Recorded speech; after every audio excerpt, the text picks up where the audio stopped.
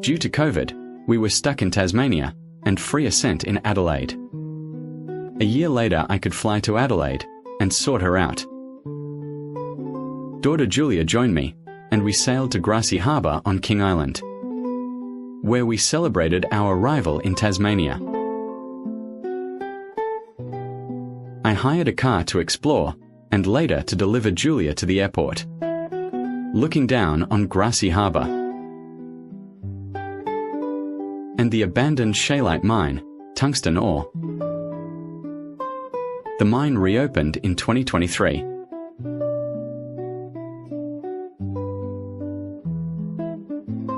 We took a road trip to Cape Wickham at the northern tip of King Island.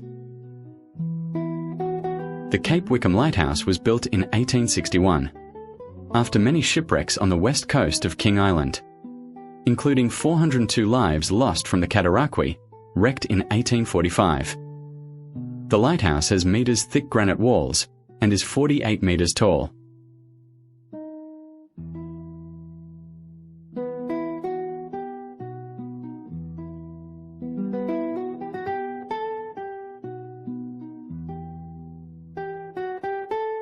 Just near the lighthouse is a golf course with incredible views.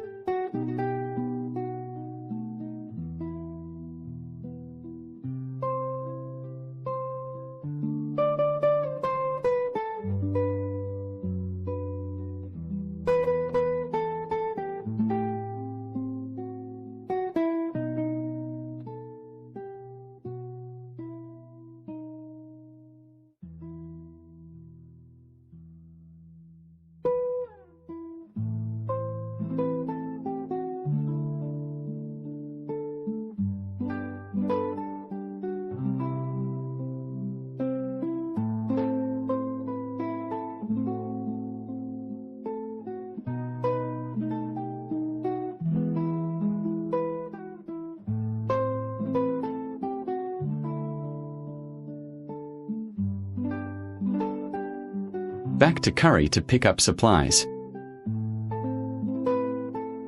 On the way back, we stopped at the famous King Island Dairy to buy some cheese.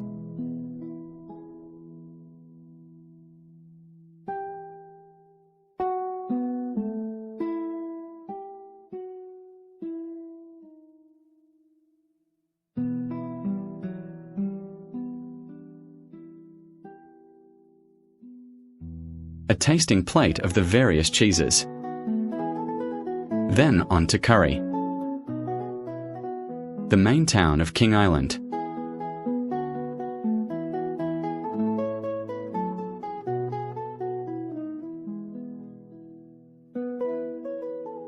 And getting supplies with the car, Grassy Harbour 25k away.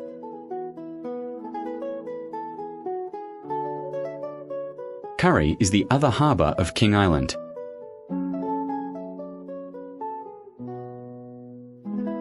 But an entrance that can be very rugged in strong westerlies.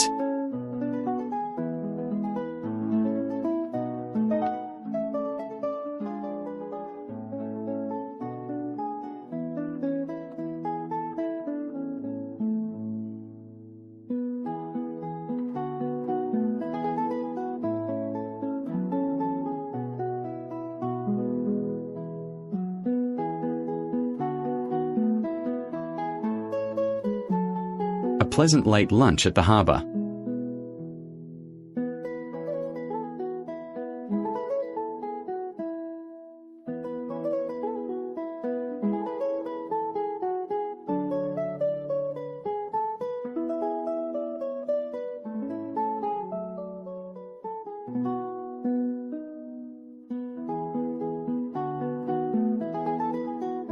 Then it was back to Grassy and dinner at the best and only restaurant there.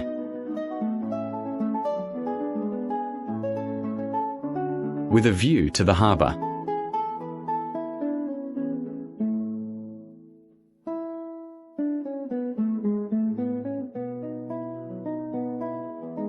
An interesting alternative power machine. A wind turbine driven by air pushed up by waves travelling through the catamaran. A two-hull structure supporting the turbine.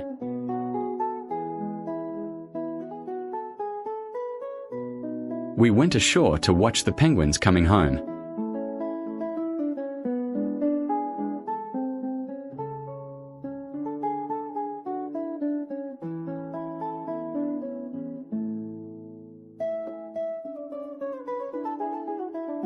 Then it was time for Julia to head back to Ireland. And Sue flew in to sail with me to Devonport and to experience the penguin homecomings.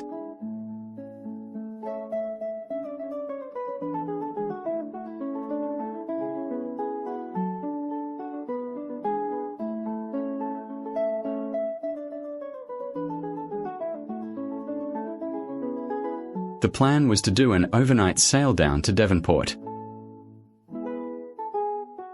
Light winds and motoring as we left King Island.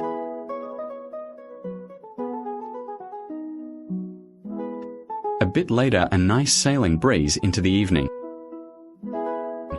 But by midnight, the favourable wind had increased to over 30 knots, 60+ kilometers per hour. Under just a third of one headsail, we were still doing a hard to control 6 knots. So I decided to head for Stanley. At about 2 a.m, we motored into the small Stanley Harbour and tied up against a local crayfishing boat. Next day, we explored Stanley, including the cottage where Joe Lyons lived as a child, the 26th Premier of Tasmania, and the 10th Prime Minister of Australia.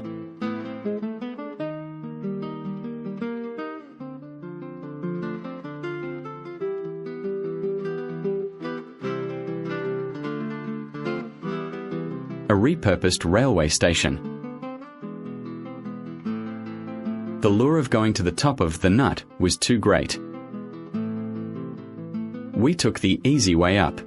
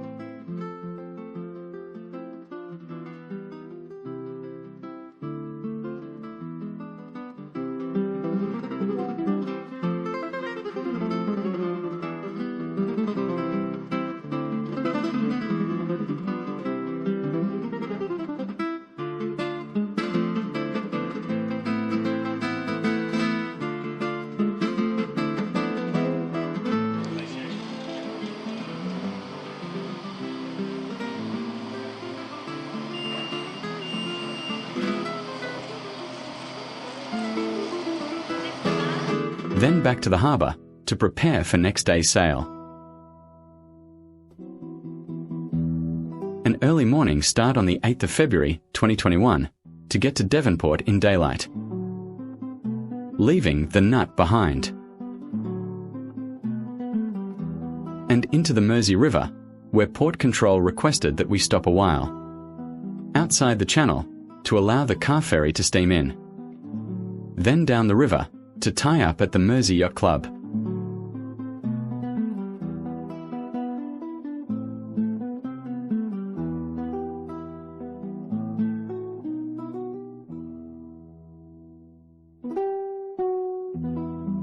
Sue had to return to Dover, and I wanted to slip the boat.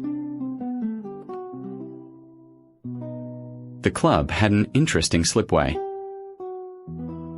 where cradles were rolled out onto this inclined lifting device.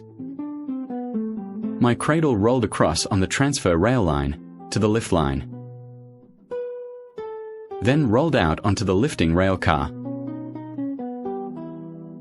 All then rolled down under the water, ready for the boat to move in. Moving in, ready to be tied up and supported. Then the lift begins.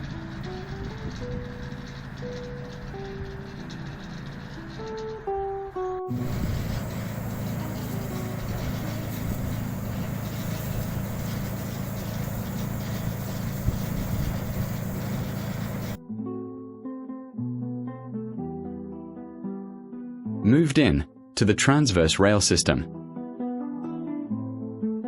But for the few days I was up, they didn't have to shunt me off to another siding. One reason for slipping was to replace the damaged, out-of-balance folding propeller. With the old fixed blade prop, I still had on board as a spare. Also in the slipway was another Boro temptress, but with a pilot house added. All done and ready to relaunch.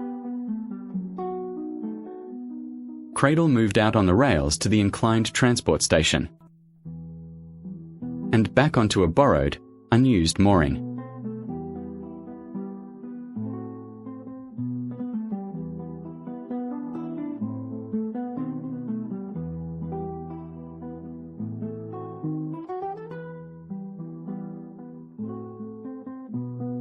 Next, we sail from Devonport down the east coast to Dover.